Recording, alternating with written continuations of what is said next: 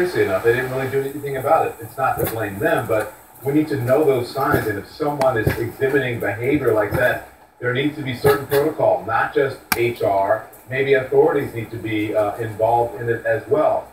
For someone to get that far along where he starts to praise other mass shooters, he's really, really got a big, big problem. And very quickly, Sonny, what's the most important lesson we need to learn from this tragic event?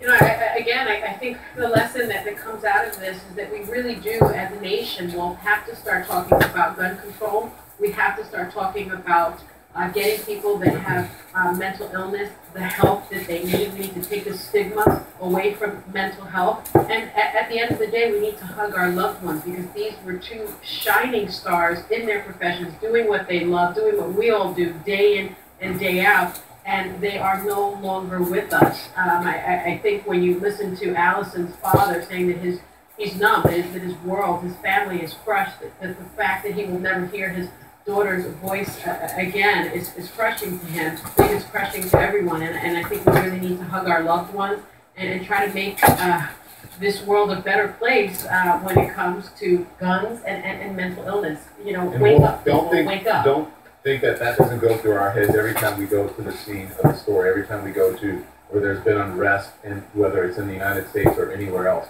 I often think about when I'm out there that it could be any person who is not within their mind could come and do something, could come and shoot me, could come and harm me. And luckily we do have security, but no system is fail-safe. So, you know, we do think about it, and this has a good job. You think about it when you're reporting live from Iraq or Syria or Afghanistan, a place like that, you're always worried about these live shots that you're doing as a journalist. You don't necessarily worry about it when you go to a piece promoting tourism in Southern Virginia. That's obviously a very different kind of environment. All right, guys, thanks very, very much. And Don will be back with much more on all of this, all the day's important news later tonight. CNN Tonight, special time starting at 9 p.m. Eastern.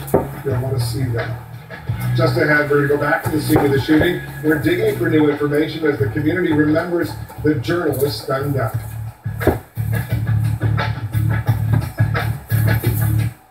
Developing some of the highest quality, clinically proven nutrition isn't easy. So at GNC, why do we do it? Why do we include key ingredients found in fruits and vegetables to create the world's best multivitamin programs? Why do we do over 150 quality checks before putting them on the shelf? Well, here's why. Celebrating 80 years of quality line for quality products. For a limited time, buy one Vitapack and get one half off. The world's best multivitamin program, only at GNC. Today's the day. More and more people with type 2 diabetes are learning about long-acting Levemir. As my diabetes changed, it got harder to control my blood sugar. Today, I'm asking about Levemir. Levemir is an injectable insulin that can give you blood sugar control for up to 24 hours. And Levemir helps lower your A1C. Levemir lasts 42 days without refrigeration. That's 50% longer than Lantus, which lasts 28 days. Levemir comes in FlexTouch, the latest in insulin pen technology from Novo Nordisk. Levemir is a long-acting insulin used to control high blood sugar in adults and children with diabetes and is not recommended to treat diabetic ketoacidosis. Do not use Levemir if you are allergic to any of its ingredients. The most common side effect is low blood sugar, which may cause symptoms such as sweating, shakiness, confusion, and headache. Severe low blood sugar can be serious and life-threatening. Ask your doctor about alcohol use, operating machinery, or driving. Other possible side effects include injection site reactions. Tell your doctor about all medicines you take and all of your medical conditions. Check your blood sugar. Your insulin dose should not be changed without asking your doctor. Get medical help right away if you have trouble breathing, sweating, extreme drowsiness, swelling of your face, tongue, or throat, dizziness, or confusion. Today's the day to ask about Levemir FlexTouch. Covered by most health insurance and Medicare plans. And totaled your brand car. Nobody's hurt, but there will still be pain. It comes when your insurance company says they'll only pay 3/4 of what it takes to replace it. What are you supposed to do? Drive 3/4 of a car? Now, if you had Liberty Mutual new car replacement, you'd get your whole car back. I guess they don't want you driving around with 3 wheels. Smart. New car replacement is just one of the features that comes standard with a base Liberty Mutual policy. And for drivers with accident forgiveness, rates won't go up due to your first accident. Learn more by calling 1-888-675-3155. Switch to Liberty Mutual and you could save up to $509. For a free quote today, call Liberty Mutual Insurance at 1-888-675-3155. See car insurance in a whole new light. Liberty Mutual Insurance. Find your ideal room on Trivago. You can select from hundreds of options.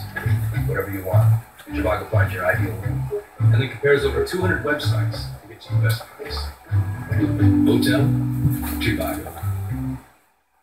Next, a gunman opens fire, killing a reporter and a photographer on live television. Who was the shooter? Out front with the latest on the investigation. Aaron Burnett out front. Next.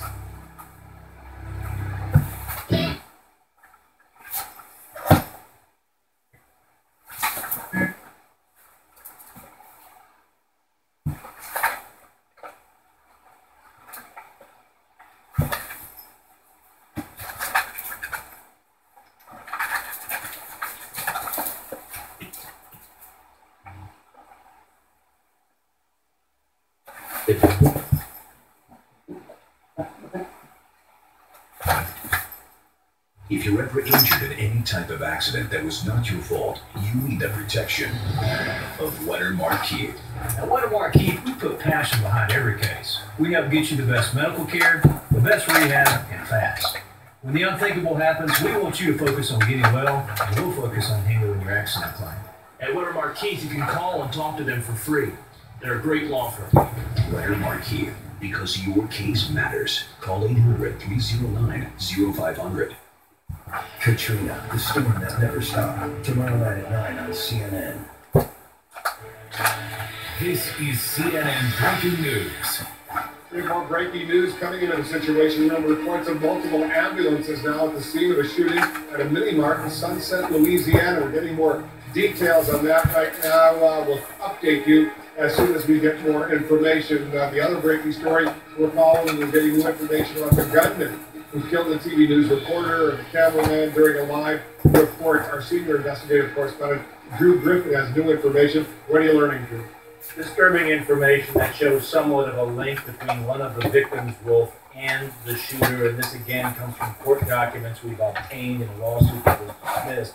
But it details the shooter's last day at this TV station, which was 2 years ago now. We've been reporting that he threw a tantrum, that he told them he wasn't leaving, that police were called. In fact, now we're learning that police were not only called, they had to physically lift this shooter out of his chair to escort him out of the building. And then in this memo that was obtained by CNN, we are learning that, quote, this was being recorded by Adam Ward. Adam Ward is the photographer who lost his life today. And in it, it says the suspect turned his attention to him, meaning Ward, and said something about paparazzi and told Adam he needed to lose your big gut. And then he flipped off the camera. Then, as he was walking out of the actual newsroom, he handed a small wooden cross on his desk to a manager and said, "You'll need this." So this is the first indication we have that there was any kind of contact between one of the victims here and this shooter. This happened on the day that the shooter was fired 2 years ago. That was February, February 1st, 2013.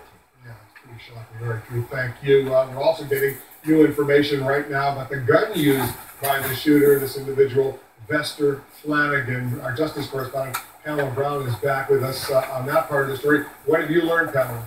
Well, two law enforcement officials tell me and my colleague, Evan Perez, that a gun recovered from the shooter, Vester Flanagan, was a Glock 9mm pistol. Apparently, according to officials, he bought this gun in Virginia sometime in July and was told that he bought this gun legally. He also purchased a second Glock pistol. Ballistics tests are going to be conducted to figure out which gun he used. But in this suicide note, this rambling suicide note that the person believed to be the gunman sent to ABC News, it says in there that the gun was purchased 2 days after the Charleston massacre. That was on June 17th. 19th. Again, we're told that he had bought 2 Glock pistols and that one of them identified in the car with him was bought in July in Virginia and was bought legally. Wolf? All right, Pamela, thanks very much. I want to dig deeper right now with our law enforcement analyst, Tom Fuentes. He's a former FBI assistant director. Also joining us, the former ATF executive, Matthew Forrest. He's now senior vice president of FJC Security Services. Let me get your reaction first, Tom, to what we just heard from Pamela Brown, a 9mm Glock 19. Correct me if I'm wrong. That sounds almost exactly like the weapon that was used a decade ago at Virginia Tech, which is not far away from Roanoke either. That individual at Virginia Tech killed 32 people. Right, I thought the Virginia Tech shooter bought 2 Glocks in a Roanoke gun shop, which Drew Griffin actually went to and reported from at the time of the shooting. So a Glock is a quality pistol. It comes in several calibers, several sizes, several magazine sizes. It sounded, hearing that video this morning, that about 8 shots were fired, which any of the models would have at least that much capacity. And Matthew, what's so chilling is this killer, in this 23-page manifesto, he was praising some of these other mass murderers who just went out there and started shooting and killing people. And now he gets, it looks like apparently the same kind of gun. Tell us a little bit more about this 9mm Glock 19. Well, Wolf, the Glock 19 is made, the frame is made of plastic. It's very easy to carry, easy to conceal. It's a light firearm, and I have to go back to what Sonny said earlier. Firearm possession and mental illness don't add up, and they don't match. The last 3 incidents in the United States have all involved firearms and people that were declared mentally ill or were having mental problems. So what are you saying, Matthew? What needs to be done to fix that? I think we need to readdress legislation. I mean, clearly there are laws in the books now. There's the 4473 that asks the question if you're under treatment or if you've been declared mentally defective, and that's where the problem comes in, because a lot of these